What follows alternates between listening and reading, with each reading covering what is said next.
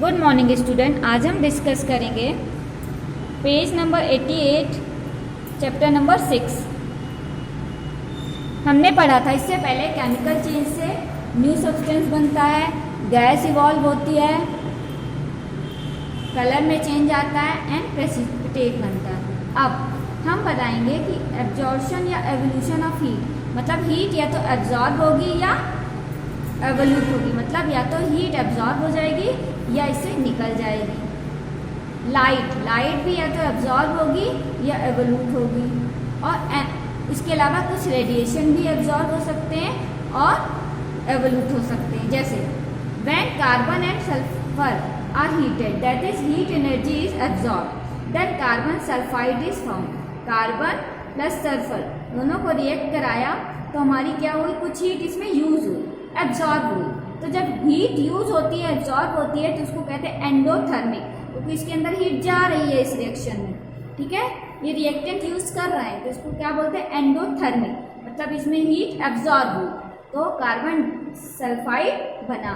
Carbon plus sulphur heat absorb हुई और हमारा बना carbon sulphide. When water is added to quicklime, heat energy is absorb. जब हम वाटर में क्विकलाइन को ऐड कर देते हैं, जैसे हम चूने के पत्थर में पानी डालते हैं तो गरम गरम झाग निकलता है। ठीक है, तो वाटर को जब हम क्विकलाइन में ऐड करते हैं तो हीट एनर्जी इवॉल्व होती है। तो ये क्या होगा, एक्सोथर्मिक रिएक्शन, क्योंकि इसमें हीट क्या हो रही है, इवॉल्व हो रही है, तो वो क्या हो गया, एक्सोथर्मिक रिएक्शन। ये देखिए क्विकलाइन प्लस वाटर, ये हमारी कैसी हो गई, एक्सोथर्मिक, क्योंकि इसमें हीट क्या हो रही है, निकल रही है, देखिए इवॉल्व हो रही है। तो quicklime plus water, calcium hydroxide plus heat evolve हुई। साउंड में भी प्रोड्यूस, कभी कभी साउंड भी बनता है, प्रोड्यूस होता है केमिकल रिएक्शन में। For example in activity 6.7 you observe than when baking soda is added to vinegar, carbon dioxide gas is produce with a hissing sound. जैसे ही हमने विनेगर पर बेकिंग सोडा को रिएक्ट कराया तो हमको एक हिसिंग साउंड आया था, हिस का साउंड। तो वो किसका था, कार्बन डाइऑक्साइड का। तो साउंड भी प्रोड्यूस होता है अगर केमिकल चेंज होता है। ठीक है, हमारा देखिए ये रिएक्शंस है, ये हमारा रिएक्शन है, vinegar plus baking soda, carbon dioxide plus hissing sound आया। ये विनेगर का फार्मूला है CH3CuOH, और ये हमारा बेकिंग सोडा का फार्मूला है सोडियम बाइकार्बोनेट, तो हमारा कार्बन डाइऑक्साइड बना। चेंज ऑफ स्मेल, स्मेल में चेंज आ जाता है, ठीक है, या कुछ एक अलग चेंज आता है, गिवन ऑफ हो जाती है। जैसे when cooked food containing oil and fat is kept in the open not refrigerator for long, it get spoil and give a foul smell. जैसे ही हम फूड को फ्रिज में नहीं रखे और उसको ऐसे ही थोड़ी देर के लिए, लॉन्ग टाइम के लिए ऐसे ही खुला छोड़ दें, ठीक है, केप्ट इन द ओपन, तो वो क्या होगा, फूड हमारा स्पॉइल होगा और हमको एक गंध आएगी, ठीक है, स्मेल आएगी। तो वो क्यों आती है, because of chemical change. Environment से फूड ने केमिकल चेंज कर लिया और उसमें एक स्मेल आई। नेक्स्ट आया हमारा rusting of iron. You must be familiar with the rusting of iron. When iron object are left expose to moist air, oxygen plus water, both a substance with a brown flaky layer is observed on their surface. This brown flaky layer is hydrated iron oxide. It is called rust. अक्सर हमने देखा है कि अगर iron के object को थोड़ी देर left over moist air में पड़ा रहने दें तो उसमें ब्राउन कलर की फ्लैकी लेयर आ जाती है। ये देखिए, ये हमारी कार है, बहुत देर तक अगर पानी मॉइस्ट एयर में पड़ी है तो उसमें क्या होगा, ब्राउन कलर की लेयर आ जाती है। क्यों आती है, यही brown flaky layer is hydrated iron oxide. ये क्या है, हाइड्रेटेड, हाइड्रेट मतलब कहीं हुआ वाटर, तो ये आयरन ऑक्साइड है। ठीक है, तो rust fall of the surface, rust surface पे गिरती क्या हो जाती है, हमारी रस्ट लग जाती है सरफेस पे, exposing the iron surface beneath. उसके बाद हमारी क्या होती है, पूरी आयरन सरफेस पे वो फैल जाती है। Rusting iron is a slow change that destroy the whole iron object. पहले रस्ट हमारी क्या होगी, सरफेस पे क्या होगी, उसके बाद पूरे सरफेस पे फैल जाएगी और इससे हमारा पूरा होल ऑब्जेक्ट क्या हो जाएगा, पूरा आयरन का जो ऑब्जेक्ट होगा वो हमारा खराब हो जाएगा, डिस्ट्रॉय हो जाएगा। स्लो प्रोसेस है, धीरे धीरे होता है। Iron is an important metal. It is used to making bridge, cars, ship, truck, gates, benches and various other useful articles. Every year, a lot of monetary loss occur due to the damage of iron articles by rusting. हमारा iron बहुत important metal है। इसका use होता है bridge बनाने में, car making में, ship making में, ट्रक मेकिंग में, गेट्स मेकिंग में, बेंचेस एंड और भी अदर यूजफुल जो हमारे आर्टिकल्स होते हैं, ठीक है। लेकिन बहुत सारा हमारा आयरन क्या कैसे ख़राब हो जाता है, रस्टिंग के कारण। अब देखिए रस्टिंग का केमिकल प्रोसेस क्या है। Iron plus oxygen plus water, तो क्या बन गया हमारा आयरन का, क्या बन गया, आयरन का ऑक्साइड बन गया, rust, hydrated iron oxide Fe2O3 and XH2O, water आ गया।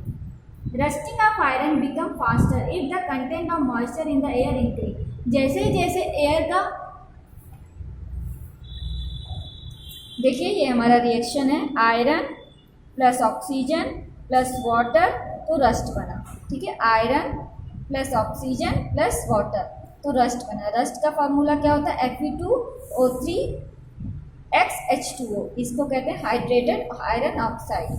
रस्टिंग ऑफ आयरन बिकम, अगर हम रस्टिंग ऑफ आयरन फास्टर होगा अगर एयर में क्या होगा, मॉइस्चर ज़्यादा होगा।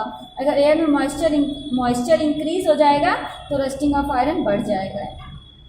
The part of the ship that always remain under water rust faster. Ship जो अंडर वाटर, शिप का जो पार्ट अंडर वाटर रहता है वो बहुत जल्दी रस्ट हो जाता है, ठीक है। और सॉल्टी वाटर में भी रस्टिंग बहुत ज़्यादा होती है। अब रस्ट से हम प्रिवेंट कैसे कर सकते हैं, तो ये हम बताती हूँ।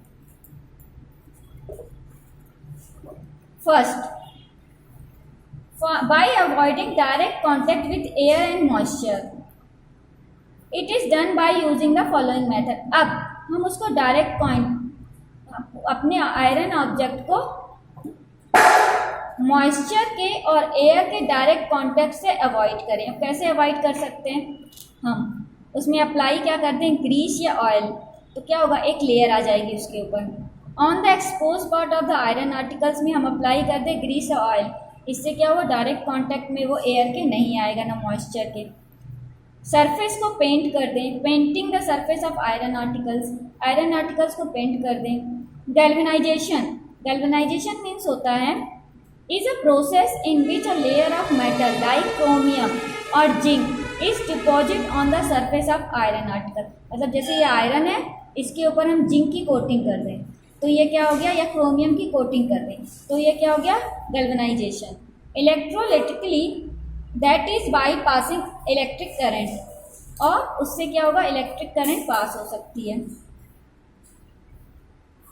इलेक्ट्रोप्लेटिंग क्या होता है, the surface of iron article with metal which are not attracted by atmospheric moisture, the shining parts of bicycles are given a coating of chromium to protect them from rusting। Electroplating में क्या की जाती है, chromium जैसे metal को उसके ऊपर एक कोटिंग कर दी जाती है, ठीक है। तो उससे क्या होता है, उसमें एक शाइनी सरफेस हो जाती है। इससे बाइसिकल के पार्ट में एक शाइनिंग चमक रहती है ताकि उसमें रस्टिंग ना हो पाए।